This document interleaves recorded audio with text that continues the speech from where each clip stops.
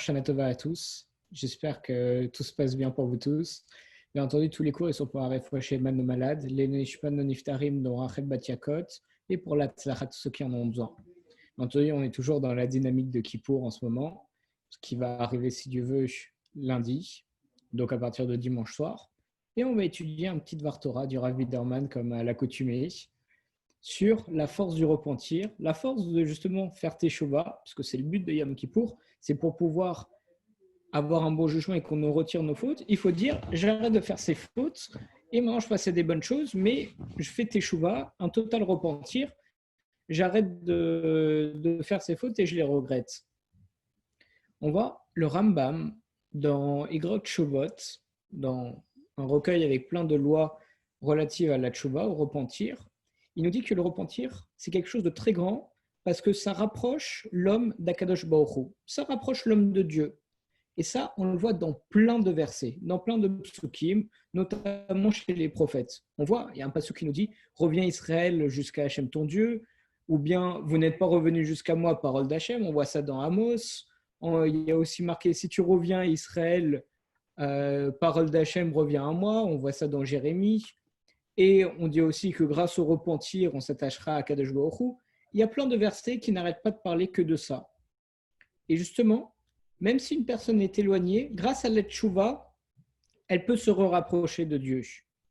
Et une personne qui, hier, elle était haïd à Kadosh Baruch Hu, c'était un grand rachat, un grand mécréant, aujourd'hui, il peut être aimé et très agréable aux yeux de Dieu, proche de lui, affectionné par Dieu, juste grâce à la teshuvah. On peut passer du jour au lendemain à passer, pas encore une fois, comme vient de dire Rav Yosef, on ne peut pas devenir un tzaddik du jour au lendemain, mais aux yeux de Dieu, on peut passer de quelqu'un que Dieu, entre guillemets, n'apprécie pas, même s'il nous aime tous parce qu'on est ses enfants, mais d'un rachat qui fait des mauvaises choses, à une personne qui veut justement faire du bien maintenant et veut se changer. Et à partir de ce moment-là, Dieu nous aime énormément et on devient très très cher à ses yeux, au point qu'il va nous aider pour justement évoluer. Donc là, on dit souvent, on aborde le sujet de la teshuvah pour Kippour, parce que c'est le jour du grand jugement, mais en réalité, toute l'année, Akadosh Baruch Hu, il attend impatiemment que ses enfants ils reviennent à lui. Il attend sans arrêt qu'on fasse la teshuvah. Et d'ailleurs, on voit, nos sages ils nous enseignent, il y a marqué que Dieu il dit, je prends en témoin le ciel et la terre, que Akadosh Baruch Hu, il l'attend et il espère que les béné Israël, encore plus qu'un père qui attend son fils, et encore plus qu'une femme qui attend que son mari rentre. On voit ça dans Tana Deve Eliyahu. Mais en réalité, on dit que la teshuvah pendant cette période, c'est à ce moment-là que la teshuvah, c'est la plus importante. On voit dans le traité Souka, au Daf Nunbet Amudbet, à la page 52 au verso, on voit que, si on peut dire ça comme ça, Akadosh Baruch Hu, il regrette d'avoir créé le Yetzer Hara. Mais on pose une question, on se dit que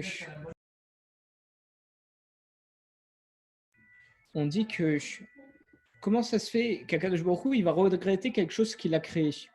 En réalité, on nous donne un exemple pour illustrer ça. On nous dit que c'est un père qui offre à son fils un couteau très aiguisé. Il offre à son fils un couteau qui va lui servir. Il va lui servir à couper la viande, à faire des mets, à faire de la nourriture, à préparer des bûches, etc. Et donc, il a besoin de ce couteau. Mais on voit que le fils, malheureusement, il s'en sert mal et il commence à se couper les doigts avec, Razeshom, et du sang commence à en sortir. Donc, à ce moment-là, c'est sûr que le père, en réalité, il regrette de lui avoir donné ce couteau qui était censé lui servir, mais en l'utilisant mal, il commence à se faire du mal. Et la même douleur est ressentie par Akadosh Baruch Hu lorsqu'il a donné à l'homme le Yetzer Hara, en réalité pour avoir du mérite pour tout ce qu'il fait, parce que si on était Kulotov, si on n'était que du bien, on faisait que du bien, on n'aurait aucun mérite de faire du bien, étant donné que c'est dans notre nature, c'est normal. Et avec le Yetzer Hara, on doit justement se battre un petit peu avec nous-mêmes pour faire du bien, et c'est ça qui nous donne du mérite, parce que c'est quand c'est dur, quand on fait des efforts, qu'on a du mérite.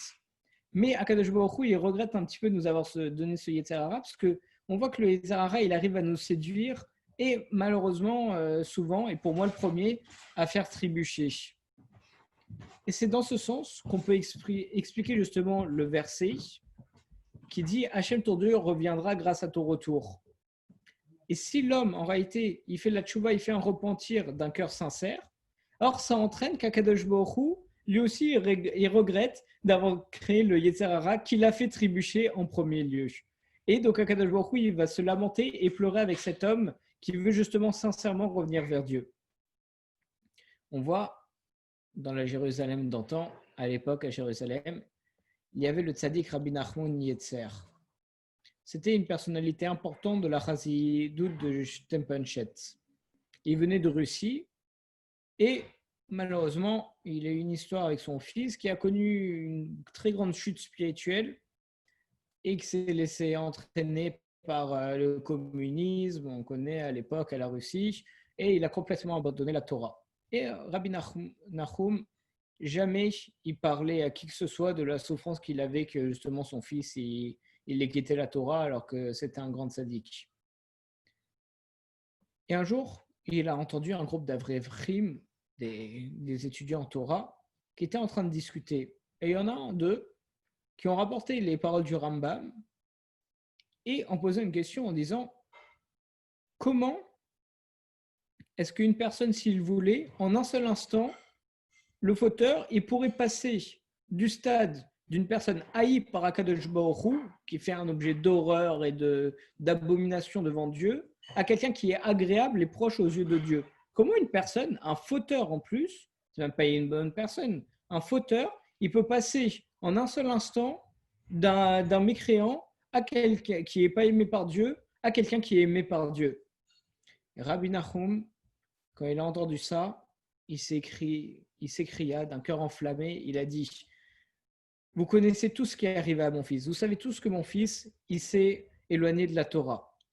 Mais sachez que si un jour, il vient à ma porte, il tape à ma porte, et il dit: papa, j'abandonne tout, j'abandonne toutes les mauvaises choses que j'ai faites, et je veux revenir vers toi, alors combien mon amour il serait déployé envers lui, et combien je lui ouvrirai les portes, et combien j'oublierai tout ce qu'il a fait avant, et je le prendrai et je l'aiderai justement à se rétablir. Parce que je l'aime du plus profond de mon cœur. Et là, on voit que Razécham veut dire qu'il déteste son fils, mais c'est pas devenu forcément une très bonne personne à ses yeux, vu que c'est devenu une personne qui a abandonné la Torah, etc. Mais du jour au lendemain, s'il vient taper à sa porte en lui disant: papa, je veux revenir, alors il lui ouvre les bras et il lui ouvre toutes les portes. Et c'est là qu'on voit le verset justement dans le Midrash qui nous dit: je prends à témoin les cieux et la terre, que Kadosh Baruch Hu, il attend et espère les bénis Israël encore plus qu'un père qui attend son fils ou la femme son mari. Et c'est là on voit qu'Akadosh Baruch Hu, il nous attend vraiment, et que même Rabbi Nachum, il a ressenti en réalité ce verset, parce qu'il y a marqué qui attend comme un père qui attend son fils. Là, c'est la même chose. Il a véritablement attendu son fils, et c'est une réelle émotion qu'on a en nous, même si on se dit: non, si mon fils y revient, même pas je le prends en compte, etc. Mais une fois que ça arrive, on se rendra compte qu'on sera submergé d'émotions, parce qu'on a une seule chose, c'est qu'ils reviennent. Rabbi Moshe de Cabrin, il a expliqué une fois une phrase qui justement qu'on dit dans les Tachanoïm, quand on fait Hashem no Baganu, du lundi et du jeudi, une phrase qui nous dit: il ouvre sa main en repentir pour recevoir les pécheurs et les fauteurs, notre âme est stupéfaite de tant de tristesse.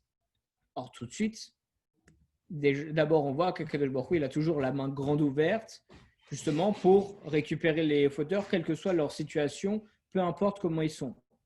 Mais on se pose une question: pourquoi est-ce qu'il y a marqué qu'on sera plongé dans une tristesse à cause... Pourquoi on sera plongé dans une tristesse? Et pourquoi la tristesse? À cause des fautes qu'on a commises. Mais pourquoi? Parce que Akadosh Baruch Hu, il nous attend à bras ouverts. Il attend qu'une seule chose, c'est qu'on court vers lui avec une joie immense. Donc, on ne comprend pas pourquoi est-ce qu'on parle de tristesse ici. On devrait être content que justement Akadosh Baruch Hu, il nous ouvre les mains. Pour répondre à ça, on va voir une petite histoire. Il y a un Bachour, un étudiant en Yeshiva, qui est venu un jour se plaindre devant le Hav Beddin de Tchébin de son triste sort. Il a dit: ma situation spirituelle, mon niveau spirituel, elle est très difficile. Et je ne vois aucun moyen de me sortir de mes fautes. Le Rav lui a dit: écoute, je vais te répondre avec une véritable histoire, une histoire authentique.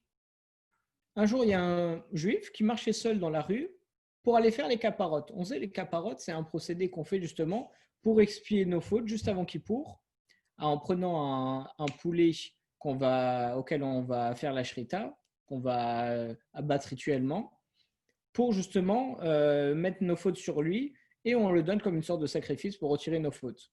Il dit un jour, il y a un bachour qui s'est promené et il avait dans sa main droite le coq, dans sa main gauche son livre de prière. Il se promène et à un moment, il y a ses lunettes qui commencent à tomber de son nez et elles se retrouvent par terre. Donc il faut bien qu'il les ramasse.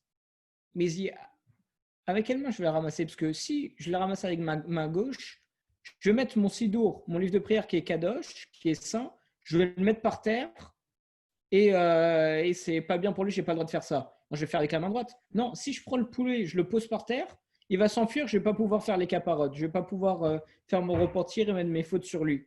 Alors, quelle main j'utilise pour reprendre mes lunettes? Le baron va dire, allez-y, répondez à la question, donnez-moi la suite. Le Rav, il lui a répondu, tu veux savoir qu'est-ce qu'il fait? Quelle main il utilise? Eh ben, j'en ai aucune idée. J'en ai aucune idée. Mais je sais une chose, c'est qu'au jour d'aujourd'hui, il n'est plus là-bas.